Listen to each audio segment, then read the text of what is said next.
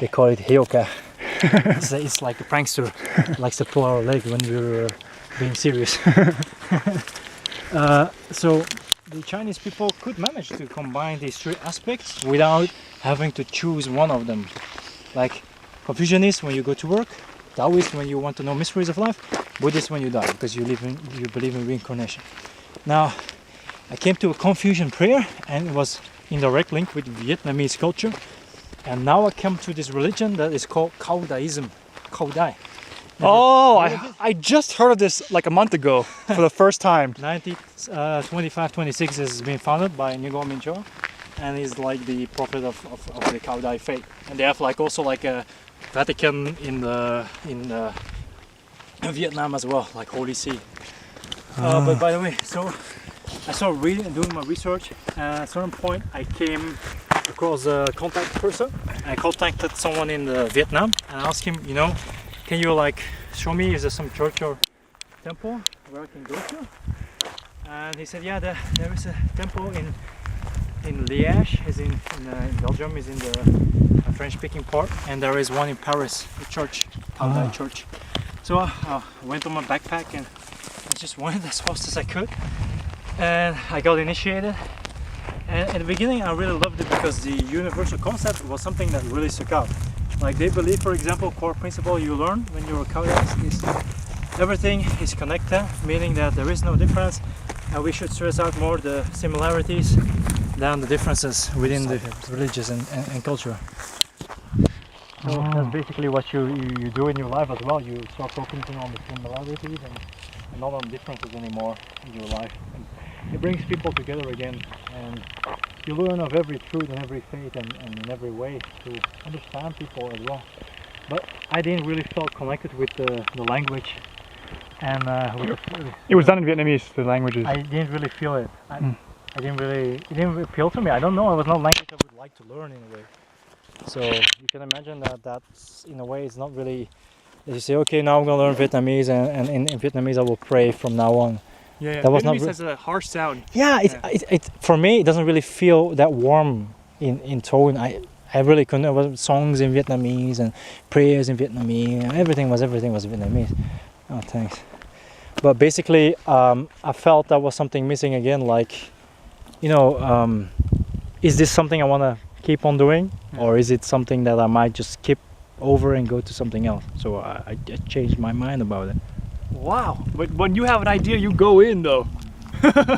I do everything before I settle. Even my grandmother even told me that's actually the only person that really sees me in a way that is true. You know, the true Thai side, or yeah, of course she always like stimulated that part because she saw that there's more beauty in it than if I would refer to the more westernized, because I'm half Irish and half Thai, you know.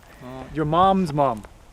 No, the mom of my father, because the parents of my mother they were deceased, so they died very early. But it's actually just the case that this Caodaism is a very good thought way of thinking and to connecting people without the religion aspect of it. But I felt that the way of practicing this faith was not the way I wanted to practice my personal beliefs. So I just cut it. Caodaism even promoted also the vegetarianism, and because of the vegetarianism I could like continue again. So it stimulated me to keep on doing it. And at a certain point, actually, I came like, you know, that I wanted something different, something that might add to the whole concept, maybe expand my mind even more. Yeah. So what did I do? I find someone by seeing movies about Master Ching Hai, and she's also Vietnamese, and she also went over the world and talked about different religions and faiths and practices and promoted veganism. And I found this lady, and her name was Mrs. Lu Chen Wang, Kim Lu Yen, that was her name, excuse me for that. She indulged me in this concept of what Master Ching Hai promoted. So you just emailed her? Yeah, I just started emailing her. I was working at the time in Brussels, yeah. So it was easy for me to connect because she lived in Brussels as well. So I could go after my working hours, I could just hop in and have a cup of tea, and we would talk about Master Ching Hai and about the teachings and what we ought to do to care for the planet and how to be faithful and true to the people in existence. So So I spent like a month with her, went over it. But at a certain point, I told her, look, Caodaism and your Master Shang teachings is actually the same.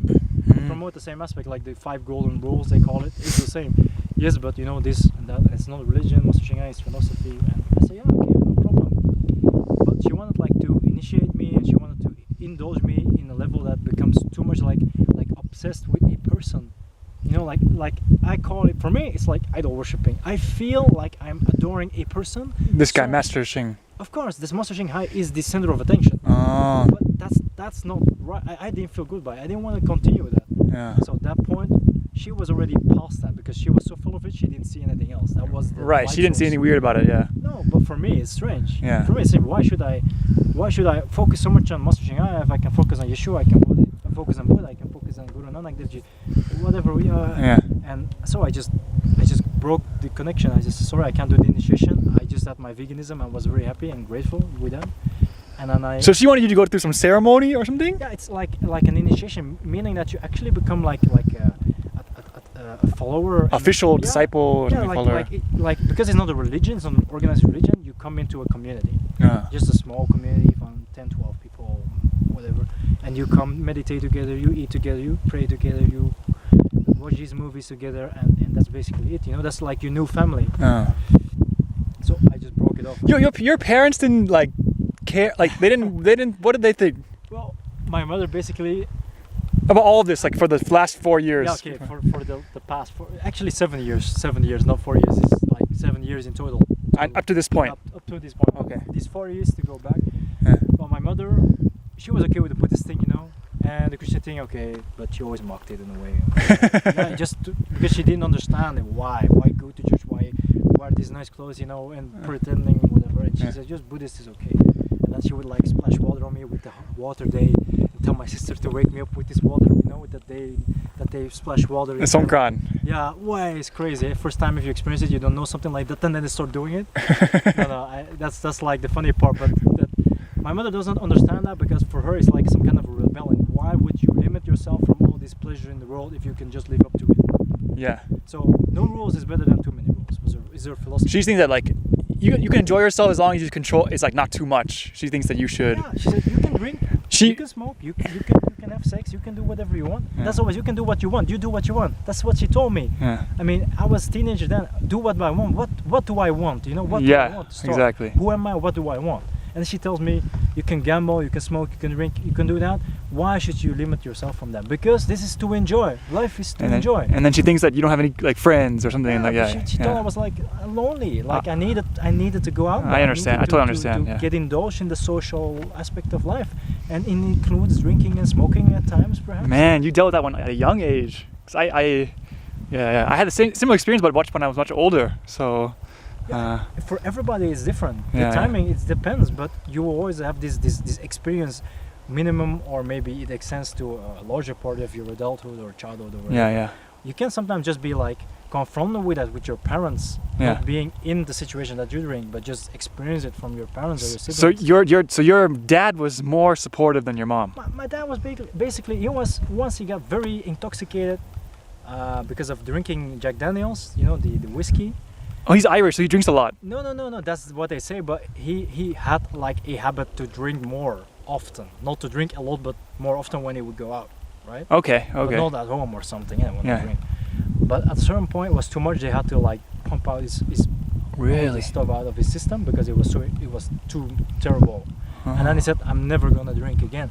So basically, listening to me talk about his philosophies and lifestyles and thoughts, he supported it. Of course, he supported it because it's positive. He said, if you don't hurt anybody, you don't harm anybody, and you can improve yourself.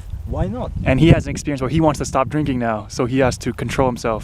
Yeah. At that time, it was younger as well because that was before I was. Oh, so he already stopped after you were born. But because he become an adult and he needs to take responsibility, Hmm. and he had this experience way before as well. Oh. So he went through it very fast. I see. He didn't really linger in it or Yeah. had like Okay. to refall in this habit. So, but my mother was the total opposite. So your father never drank when. No drinking, only smoking, you know, Oh. just cigarettes. But your mom she was more like she liked to enjoy life. For her, this is everything. So why waste it by doing nothing? Yeah. And even when it comes to